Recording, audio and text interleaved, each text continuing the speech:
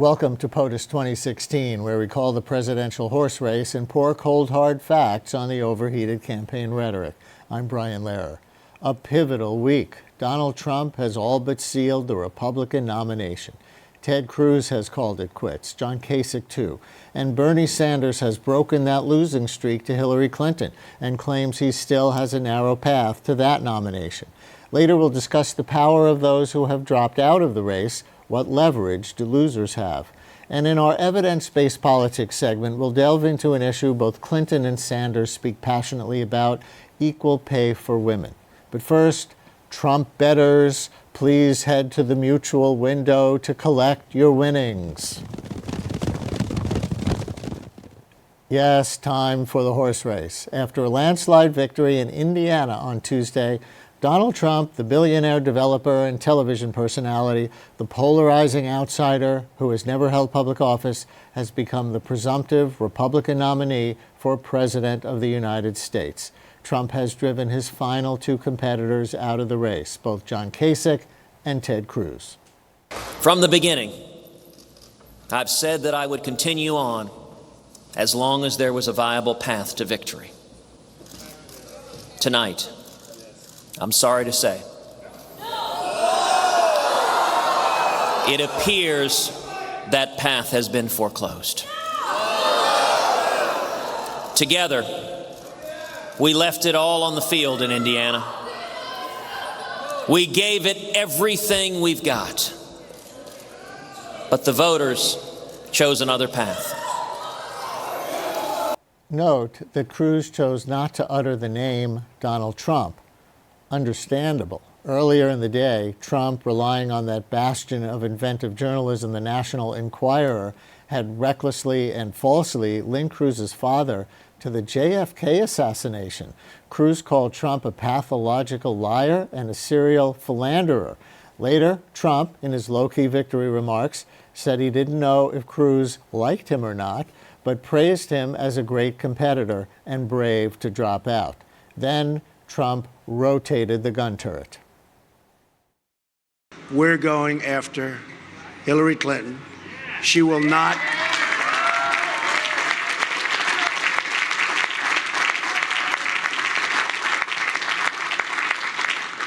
She will not be a great president. She will not be a good president. She will be a poor president.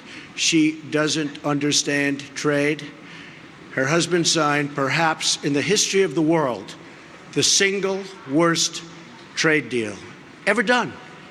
It's called NAFTA. A modest attack. It will no doubt get uglier, but using such rhetoric, Donald Trump has achieved what many thought to be the impossible. How did he pull it off? Let's call it a perfect storm of black swan events.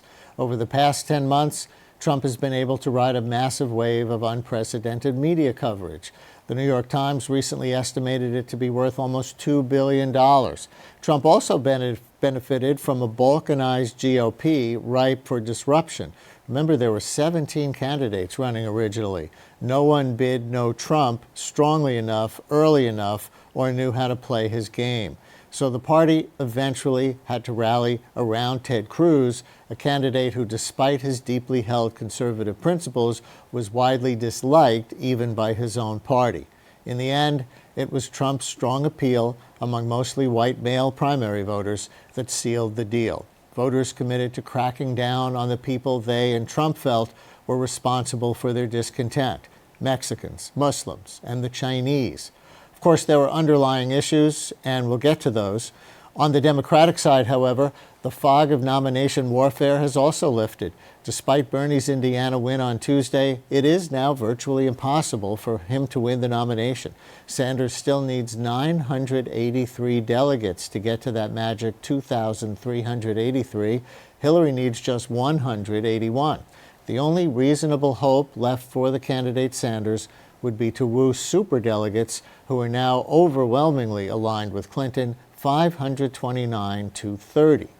But Bernie's support is still very important to the Clinton campaign. According to Pew Research, millennials, aged 18 to 34, now at 75 million Americans, represent a larger part of the population than the baby boom generation.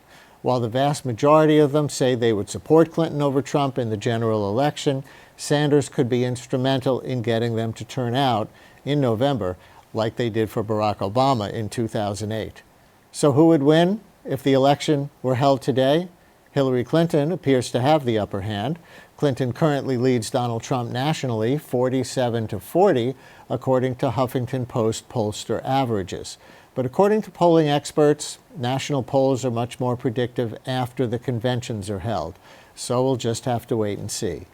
In coming weeks, we'll take a deeper dive into the demographic underpinnings of both candidates. But all right, let's discuss all this with our guests, especially the question of the week: how campaigns end? Two did this week, and one is hanging by a thread. Historically, what power do former candidates have? When is the best time, I should say, to fold? Joining us, David Greenberg, professor of history, journalism, and media studies at Rutgers University, and author of Republic of Spin, An Inside History of the American Presidency. And via Skype from Washington, Glenn Thrush, Politico's chief political correspondent. Welcome, both of you, to the program. Thank you. Good to be here, Brian. And Glenn, who would have thought a year ago or even a month ago that we would be sitting here in the first week of May with the Republicans having an uncontested nominee between now and the convention and the Democrats not? Where are we? How would you compare the two parties at this moment? Well, what's interesting about it is the Republicans have sort of a quick resolution, but a hanging is a quick resolution too, Brian.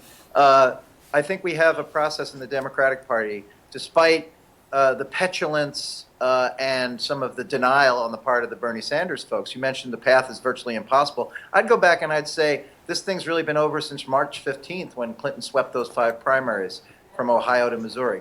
I think that Humpty Dumpty is going to be a hell of a lot easier to put back together than the Republican Party. We see headlines today, is the Republican Party dead?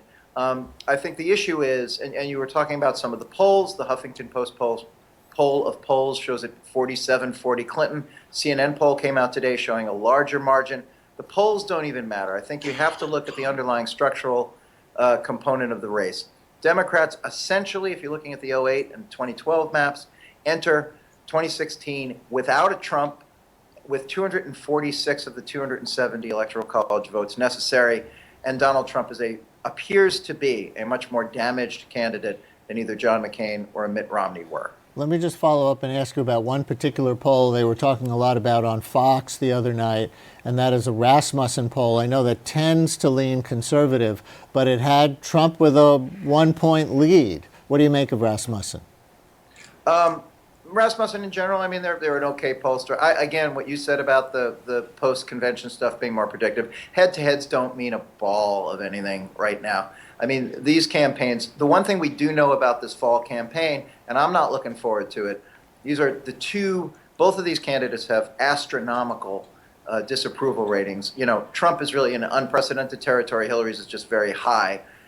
This is going to be an enormously negative campaign. Those numbers are going to move up and down based on who is landing the greatest blow. That said, I think Trump is, a much more compromised candidate than Hillary Clinton is going into the fall. Now, David, you were telling me just before we went on the air that if there was one of the Republican Party chairmen of the past, Trump may never have been allowed to get the nomination. What we have seen in the past day is Reince Priebus, the current Republican Party chairman, tweeting that it's time for everybody to unite behind Donald Trump. It's interesting. Trump has complained so much about the Republican Party being against him, but Reince Priebus, for many weeks now, has really bent over backwards to be fair to Trump, even now, maybe a little prematurely, calling the game over. The Republican Party of the George Bush years, the George Bush senior years, when people like Lee Atwater, Roger Ailes, James Baker, Roger Ailes is the guy who runs Fox News. Now he runs Fox. Pretty bare-knuckled. Right. Bare-knuckled campaigner. He ran Bush's '88 campaign. And, if they had wanted to deny Donald Trump the nomination, they would have found a way to do it. I said, if Priebus had been running the 2000 Florida recount for Bush, Al Gore would be president. This is not the Republican Party we're used to. We're used to hard-knuckled, win-at-all-cost politics, and Trump is the one who can play that game better, it seems. So, Glenn, do you think there will be some kind of third-party candidate who represents whatever the ashes of the Republican Party as we knew it were? Look, there's a market for it. So when a market exists, the product tends to present itself, right? I don't think it's going to be a well-known or even a semi-well-known character like John Sass, the senator from Nebraska, the Republican, who first broached this. But there is a real need to have a third-party candidate, at least that's some of the logic that I've heard, to protect down-ballot Republicans. You saw today, look, Brian, the basic, as reporters, we're going to ask every single Republican who's up for election in 2016 two questions. The first question is, do you support Donald Trump? The second question will happen after Trump says something nuts, is do you still support Donald Trump? And this is going to repeat and repeat and repeat itself. We had Kelly Ayotte, perfect example today, running for re-election in New Hampshire, a relatively moderate Republican against a very strong challenger, Maggie Hassan, right? She put out a statement saying, I will support the nominee of my party, Donald Trump, but I will not endorse him. That is nonsense. You can't get away with that kind of thing in a modern election. So Republicans are going to be forced to walk the plank. A third-party candidate, theoretically, would give them an opportunity to say, I'm supporting a true conservative, I am still a Republican, I'm not going to pull the lever for Hillary Clinton, without them having to explicitly go after Trump. My feeling is somebody's going to fill that void, whether it's someone credible or someone who is just going to be a figurehead. There's risk, though, isn't there, in House and Senate candidates endorsing that candidate if such a candidate emerges too, because then they're basically saying, well, we'll divide the Republican vote and give the election to Hillary Clinton. And do you want to be a Republican running for Congress and doing that? As Lindsey Graham famously said a couple of weeks ago, Brian, do you want to get shot or take poison? There are no palatable alternatives for down-ballot Republicans this year. This is not a normal situation. We tend to, in the national media, particularly those of us who cover the horse race, and by the way, I love your audio on the clip-clopping of the hooves there. We tend to sort of have a false equivalency about the dysfunction on both sides of the ball. I think this time you're dealing with a unique dynamic, and it's uniquely toxic on the Republican side. David, I read your great article in the Wall Street Journal this weekend about the 1976 Republican convention with live competition between Reagan and Ford on the convention floor, even to the point where after Ford was the nominee, giving his acceptance speech, he was unscripted, urging Reagan to please come join him on stage for a show of unity, and Reagan refused. Where were the spinmeisters telling him not to do that? Right. Well, eventually, Reagan does relent and come down, but then looks all the more powerful and important for having held out, having had the sitting president of the United States beseech him to come down. And Reagan has realized at this point that he's setting up himself perfectly for 4 years from now. And one has to think about Ted Cruz perhaps choosing to bow out Tuesday night, having similar thoughts. He's got great organization. He built up, great loyalty. So he is well positioned should Trump flame out to be, I don't think he's Ronald Reagan, but to be in that position. And in '76, there was really a lot of bad blood between the Ford and Reagan camps. So on how campaigns end, that's one way. Also in 1980, really bad blood between the Jimmy Carter and the Ted Kennedy camps. Right. That's another interesting case. People forget. Sitting president Jimmy Carter, very unpopular with the liberals, but actually also unpopular with moderates and conservatives. Ted Kennedy becomes really the vehicle for this kind of long suppressed liberal discontent. Gives Carter a good run for his money, doesn't really get close enough, but still feels that the people are on his side. And so he holds out until the very first day of the Democratic Convention before... Even though he had been mathematically eliminated, right? Right. So he's not going to endorse, he's not going to concede until they actually are at the convention and does it on the first day. So some people saw that as, to use Glenn's word, petulant or headstrong. You know, he could have been more of a team player. He ends up, though, getting the platform out of it, that a lot of the platform concessions of 1980 are to the liberal side of things rather than the Carter side.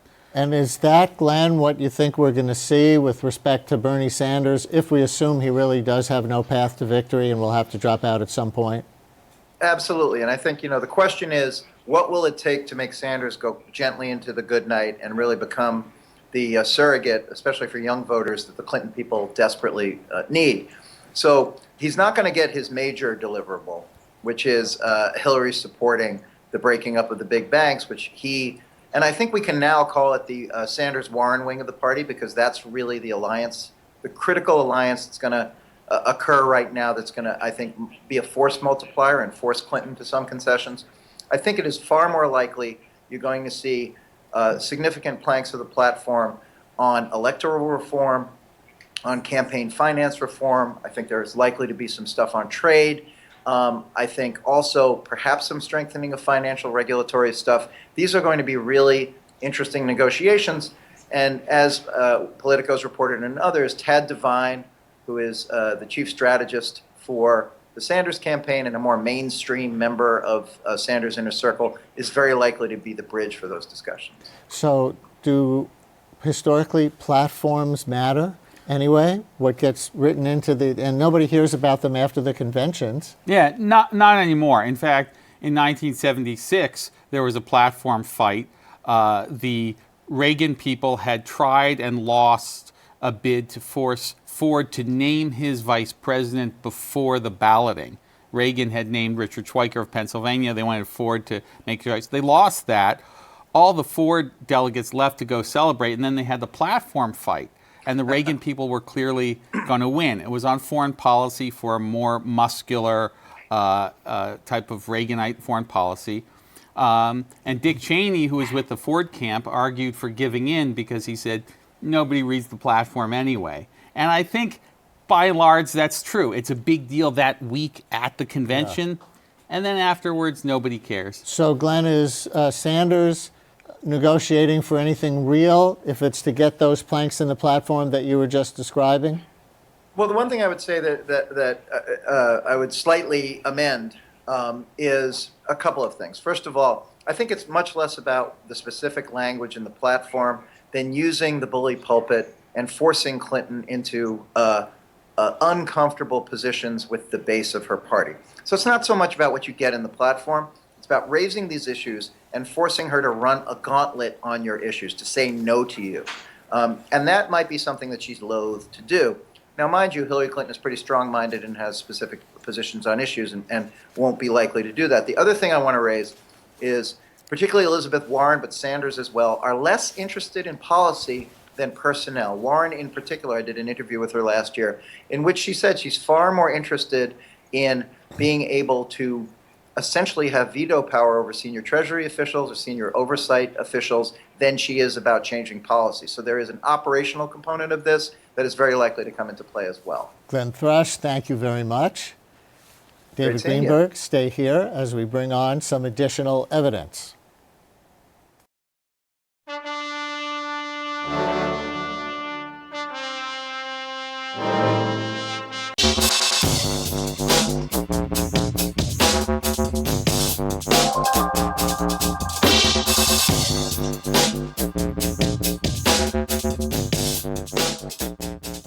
Time for evidence-based politics, where we pour cold, hard facts on the overheated campaign rhetoric. Last week, Donald Trump famously accused Hillary Clinton of playing the woman card. Clinton shot back that if fighting for things like women's health care, paid family leave, and equal pay is playing that hand, then deal her in. Back in August, at a campaign stop in Las Vegas, Clinton had a surprising interchange about just this issue with a very young supporter. Do you think when you're president you'll be paid as much as if it were a male?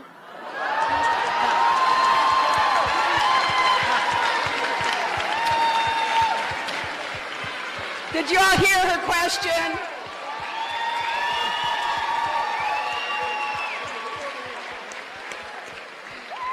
Oh my goodness.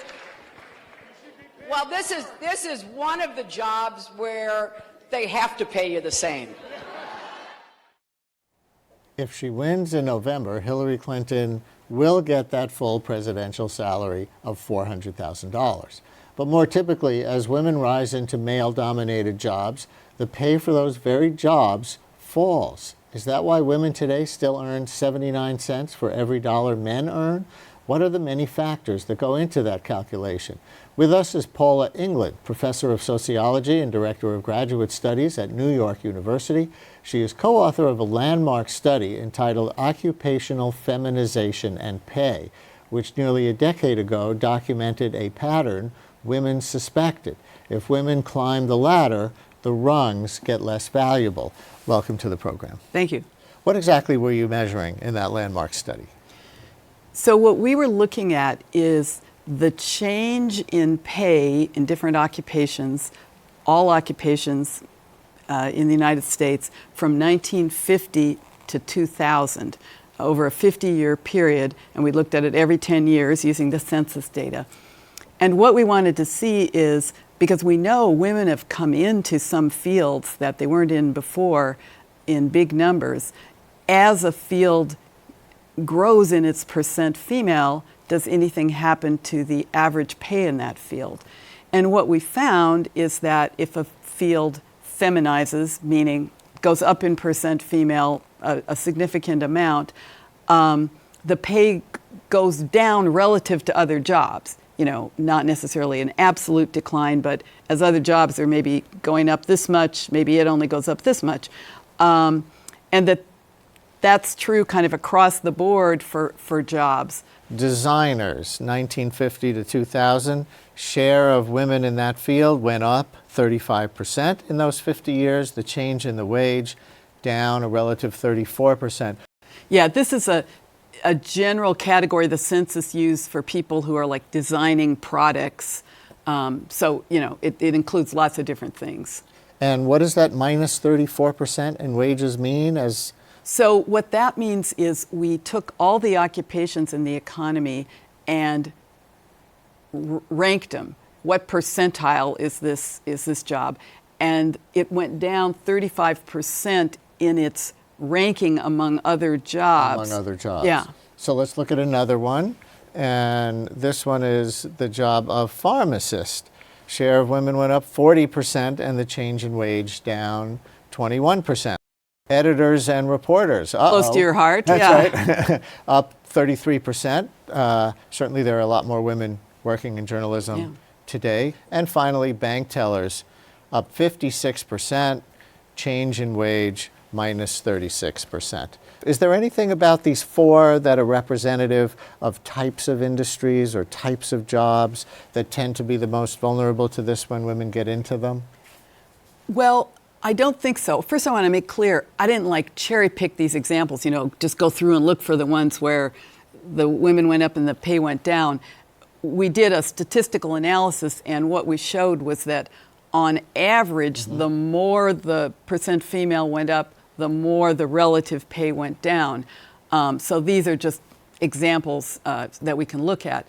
And how much do you think this contributes to the overall stat that we hear, that women earn 79 cents for every dollar that a man earns? Because that stat doesn't really mean what the kid's question suggested, right? That if you're in the exact same position, you get 79% of what a man gets. You're correct. And I think that's important to kind of unpack, that a lot of times we like to have these simple deals where it's either it's all discrimination or it's all women's choices. And it's a complicated mixture of a lot of different things, some of which are employer discrimination and some of which are gender, socialization, operating through people's responsibilities and preferences. So the overall sex gap in pay is a lot, I'd say maybe 2/3 of it, because men and women are in different occupations. Now, some of how they got to those different occupations is different preferences, different socialization, but some of it may be hiring discrimination. David Greenberg, you have a question for Paula England? Yeah, well, what I'm wondering is, given that this is occurring at such a broad level throughout society, how is this amenable to public policy?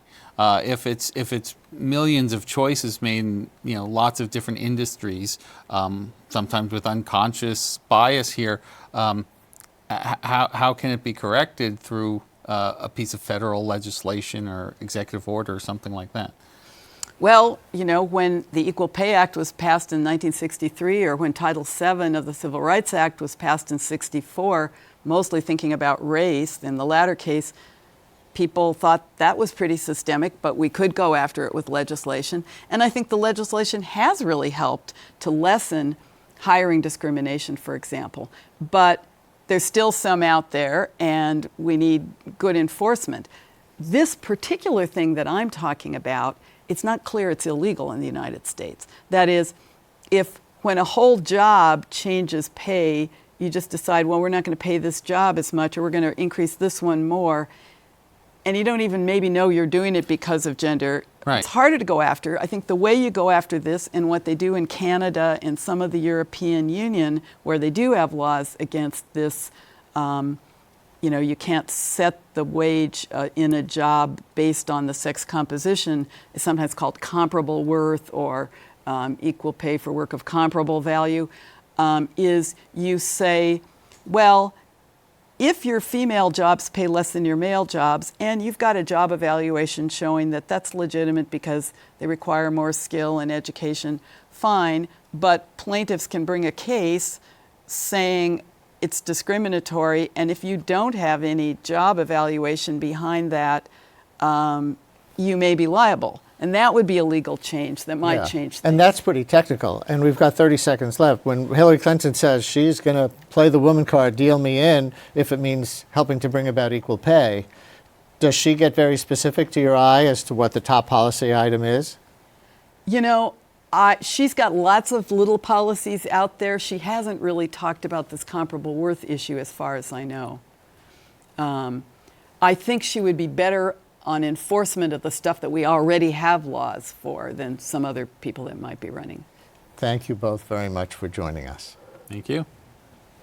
And that's our POTUS 2016 for this week. We're here each week at this hour calling the presidential horse race and pouring cold, hard facts on the overheated campaign rhetoric.